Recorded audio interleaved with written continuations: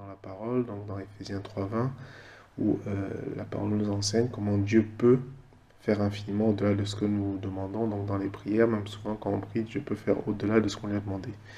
Donc on va regarder dans Éphésiens 3:20, dans la version d'Arby, à celui qui peut, par la puissance qui est à l'œuvre en nous, faire infiniment au-delà de tout ce que nous demandons ou pensons.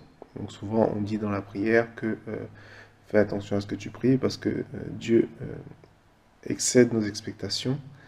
Il peut faire au-delà de tout ce que nous demandons ou pensons. Quand on dit il peut faire, ça veut aussi dire qu'il veut le faire. On en a une image dans l'histoire du lépreux quand Jésus a fini le sermon sur la montagne. Et là, le roi du sermon sur la montagne est descendu de la montagne.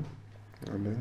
Il a croisé un lépreux et pour faire ça, le lépreux lui a dit Seigneur, si tu le veux, tu peux me rendre pur. Et donc quand on se met à la place de ce lépreux, on se rend compte que sa vie n'a pas dû être facile. D'après la loi, il ne devait pas apparaître en public. Et si par mégarde il se retrouvait en public, il devait crier impur, impur. Il ne pouvait pas toucher ses proches, il ne pouvait même pas toucher ses enfants. Et donc là, il dit au Seigneur, je sais que tu peux, mais si tu le veux, tu peux me guérir. Et donc Jésus lui a répondu, je le veux. Donc Jésus-Christ, qui est le même hier, aujourd'hui et éternellement, te dit aujourd'hui que je veux et je peux faire infiniment au-delà de tout ce que tu demandes ou tu penses. Alléluia.